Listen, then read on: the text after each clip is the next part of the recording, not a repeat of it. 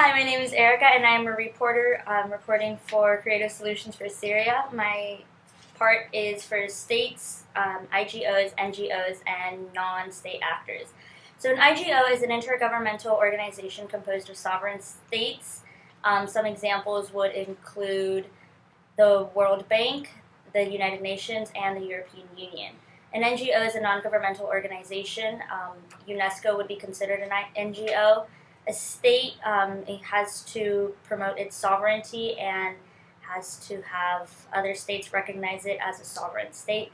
A non-state actor is also an individual or organization that has significant political influence but is not allianced with any particular country or state. The IDMC states that as long as the numbers for internally displaced Syrians aren't addressed, the country will not be able to move forward. UNICEF is determined to not have Syria's children become a lost generation. They state that their role is to, quote, to do whatever it takes to provide them with what they need to survive and recover, unquote. On October 8th, UNICEF published an article stating that the number of displaced children are around 2 million. An opinion that the Human Rights Watch, which is an NGO, offers due to high count of internationally displaced people on the Turkey-Syrian border is, quote, the UN agencies should do more than facilitate and support the expansion of cross-border operations by non-governmental groups and should actively consider conducting cross-border operations themselves, unquote. NATO also addresses the issue on the destruction and elimination of chemical weaponry. NATO, the Secretary General Anders Fogh, says that he does not foresee a NATO role in implementing the agreement to destruct chemical weaponry. Quote, but of course individual allies may be willing to and able to contribute. My name is Kendall Davis. I am the assistant team leader, and today I will be focusing on ethnicity and global diversity. While more than 1.5 million Syrians have fled their country as refugees, there are 2 million internally displaced people within Syrian borders. These people have been forced to leave their homes and communities behind in order to find safety in other parts of the country. These internally displaced people, or IDPs, are not considered refugees because they have not crossed an international border. IDPs are in some ways more vulnerable than refugees because although they have left their homes and moved to safer regions, they remain within the borders of the conflict. Although cultural relativity indicates that people's actions should be evaluated according to the rules of their specific culture, the Universal Declaration of Human Rights shows that the 2 million IDPs in Syria have experienced human rights violations such as killing, sexual violence, torture, arbitrary detention, intolerance, little access to healthcare facilities, and many more. Many homes, health clinics, historical landmarks, and schools have been damaged or destroyed by the fighting, leaving little behind to rebuild the historic and diverse culture. 800,000 Syrian children under the age of 14 have been displaced, now living in camps for displaced people, and for many of them, their education has been entirely put on hold.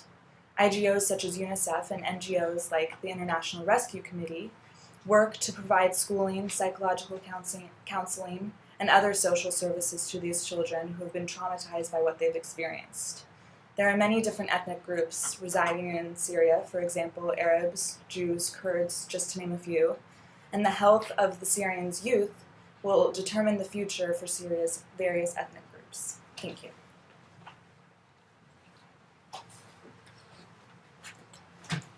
Hello, I am Brandon Lasco, researcher for this group, and I will be reporting on the economic development within Syria. Currently, the Syrian economy is facing very low development, especially due to this current conflict. Syrian Deputy Prime Minister Qadri Jamil was quoted recently in an interview by The Guardian saying that they've lost $100 billion in production, which is approximately 2 years. However, while these bigger, more industrialized companies seem to be losing money, the smaller companies in the black market are taking their place. While there's a constant need for resources like food and water and other supplies, when there's a conflict, these companies are able to inflate their prices, which is causing inflation up to 50% from 4% in 2011. This is equating quite a rift with the Syrian economy between revenue and expenses, with the current revenue at $5.2 billion and the expenses for the country totaling upwards of $13 billion. This has a growth rate of negative 2.3% and is very detrimental to the country. In addition to the economic faults within the country, human capital is also a big part of economic development.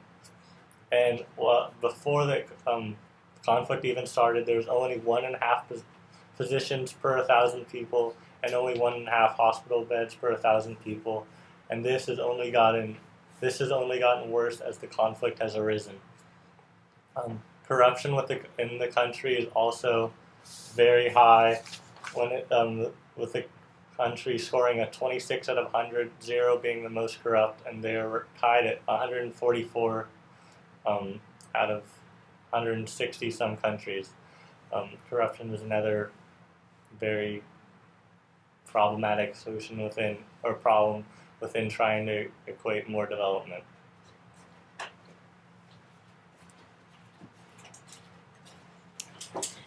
Hi, my name is Sarah, and I am a researcher for this awesome group. We'll be talking about health today. According to a lot of organizations, it's estimated that about 2 million Syrians have been displaced, and most of them who are in great need of medical attention. However, in the conflict zones, this attention is rather hard to come by because there is a huge lack of medical supplies, personnel, and facilities. And according to the International Committee of the Red Cross, a lot of this is due to deliberate attacks on medical personnel and facilities. And this is further aggravated by the shortage of these personnel because many doctors and nurses have fled, which leads to many inexperienced workers coming up and filling in this gap. And as a result, they're working in very unsanitary conditions with a lack of water, supplies, medicine. And so in these conditions, it's made the problem even worse because you have people who are now malnourished and starving, and so this is becoming a huge factor in the death of Syrians nowadays. According to the Syrian Arab Red Crescent, the biggest concern right now is the winter, the coming of winter, because temperatures can go to below freezing, and there's a lot of rain and wind that makes the problem even bigger. And now the internally displaced people are living in tents, like in camps of tents, and these tents aren't exactly made for winter. And so you have a lot of people who have fled in their summer clothes with their summer supplies, and they have no winter materials to prepare them, so they're going to have a lot of problems, and there's a great need for blankets and other warm winter clothes. Another big concern is for the children during the winter. Because of the stress and trauma they've been under because of the war, there is a lot of concerns for respiratory complications within these children. In addition, there is a lot of mental health concerns. Recently, because of the trauma these kids have gone under, a lot of kids are not speaking. There have been cases of kids wetting themselves or even screaming when they hear a man's voice because they associate the man's voice with a soldier. And having already been stripped of their homes and seeing family members killed in front of them, they're extremely scared, and there's a huge concern that there will be a lost generation of Syrians.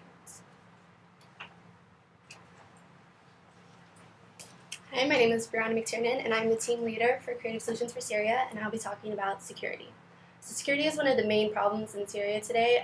They have many issues with protecting the internally displaced, with the government, and with rebel groups.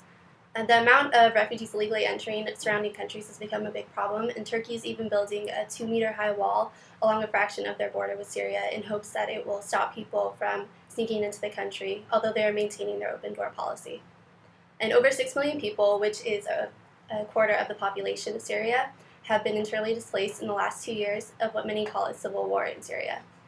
And these internally displaced people are forgotten not only by those involved in the conflict, but also by people all over the world, and are often cast off while local and international parties try to help with the security of everyone else first. These internally displaced are in the same position as other refugees, just they're still located in Syria and can't get even as much aid as refugees in other countries because of the security risks. The Syrian government has also enforced restrictions on humanitarian groups trying to provide aid to the internally displaced because of the risks involved, as many have been attacked. The Assad regime is trying its best to keep out aid groups, especially in the rebel-held areas, because they want all rebel aid support to stop, which also stops aid for the internally displaced. And something that supplying rebels with weapons could help with the security of the internally displaced. However, this may result in another Middle East war for the United States. There has been some progress made. On October 11th, the United Nations Security Council and the Organization for the Prohibition of Chemical Weapons joined together to oversee the destruction of the chemical weapons, which Syria has agreed to, and it should be completed by June 30th, 2014. And this concludes the video brief for Creative Solutions for Syria.